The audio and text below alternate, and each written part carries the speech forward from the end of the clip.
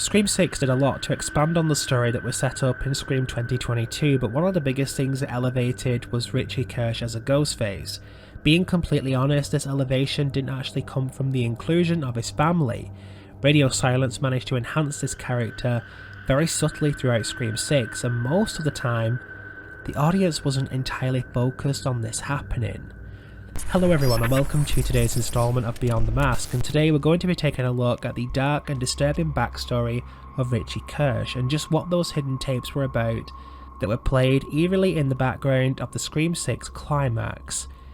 In many ways, Richie Kirsch was written to represent the perfect fan of the Scream franchise. He was dedicated, loyal and had a devotion to the movies, specifically the first one. Richie was evidently brought up in an overindulgent family, one which likely led to his parents giving him everything he wanted, regardless of whether it was right or not.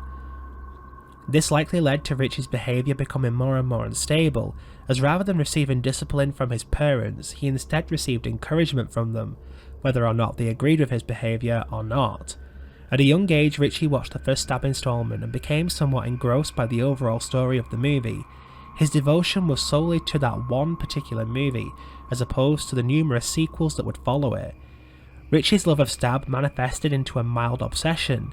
His devotion to this one movie allowed him to relate somewhat to the killers of that particular movie, Billy Loomis and Stu Macher, simply because his desire to make his own movie began to grow.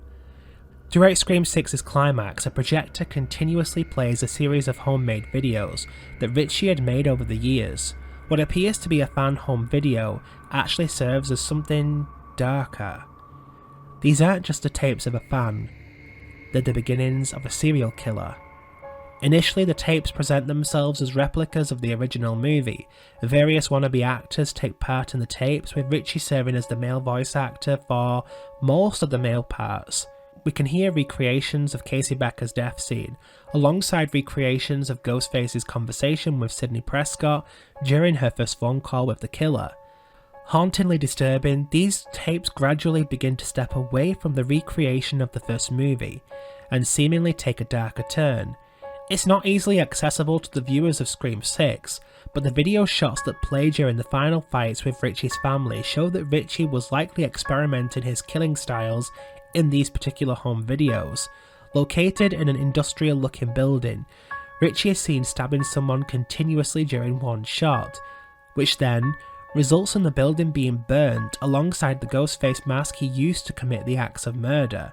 The shots from these moments in the movie have no similarities to any events of Scream 1996, and his decision to burn the building likely indicates this could have been a home movie of an actual murder that Richie committed before he began his killing spree in Woodsboro.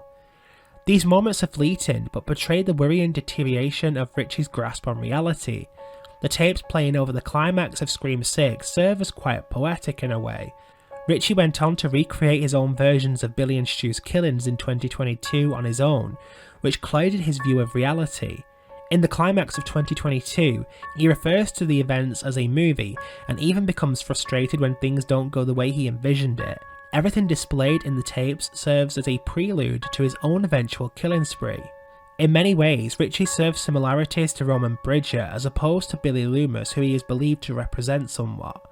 Roman orchestrated the killing of Maureen Prescott and even had a love of making home movies, which he used to stalk Maureen. The home tapes played in the background during 6 were somewhat more representative of the Scream 3 climax, in which a projector displays the adulterous deeds of Maureen Prescott. Despite this, his efforts to create his own movie somewhat pay off. The closing moments of the fight between the Carpenter sisters and the Bailey family, featuring a written and directed by Richie Kirsch credit, shows the looming impact Richie has had as a Ghostface and the impact his tapes likely had on the rise and fall of his very own movie, or more, the rise and fall of a very disturbing Ghostface.